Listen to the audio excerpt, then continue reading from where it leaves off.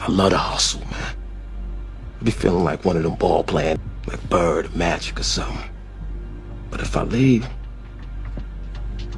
the fans still gonna love me, man?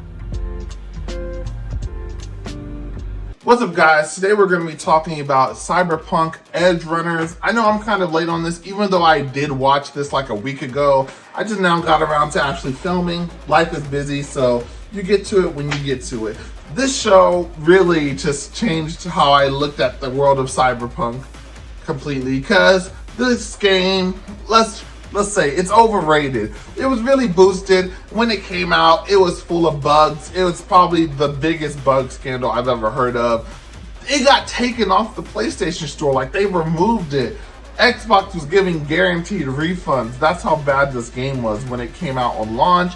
Though it has received significant patches, I eventually did buy this game. I wanted to play it, but I held off. I bought it for $30. And I think it was good for $30, although I really didn't find it super interesting.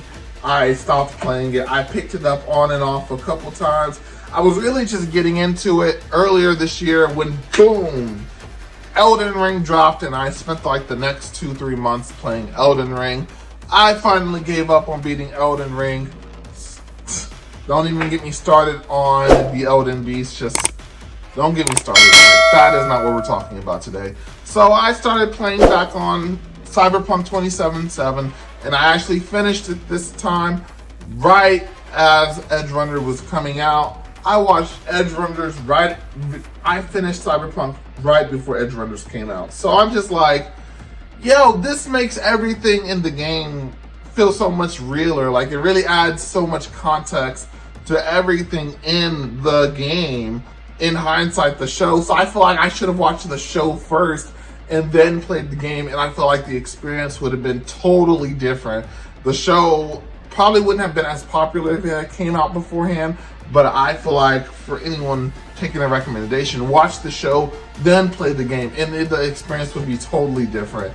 I think I might play it again just so I can really get myself immersed in it, do some more of the side quests, because now that I've seen the show, and you can go to the locations in the show in the game, and I think that is so cool. CyberPunk Edgerunners, I really was not, first 2 episodes I'm like, yeah, but throughout the plot of the story, I really got invested in the characters, and things just happened that you wouldn't expect that really, I felt, called back to the violence, the hyper-violence that Night City has in the game.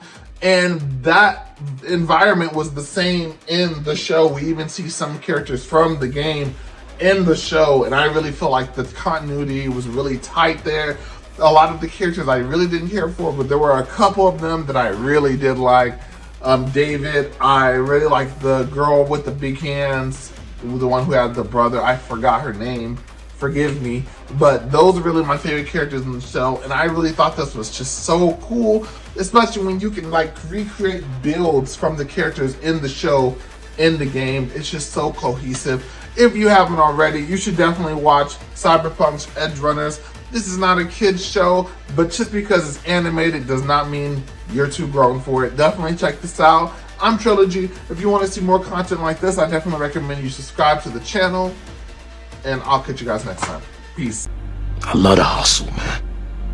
I be feeling like one of them ball playing, like Bird or Magic or something. But if I leave, the fans still gonna love me, man?